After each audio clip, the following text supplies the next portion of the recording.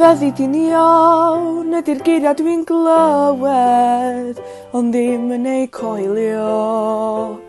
Ond fe ddysgai fod yn wylo ffawd, a fyddai yn iawn. Dwi'n dallt fod y geiriau yn anweledig yn dy dynnu di dôl.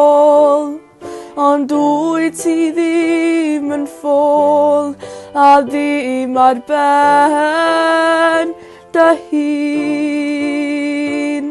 A dwyt ti ddim angen mynd cam milltir yr awr i gyrraedd dy gyrchfan.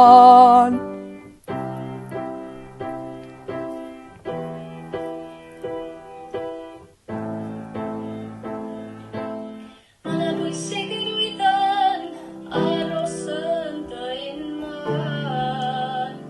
Taw'r dyfodol dros y gorwedd.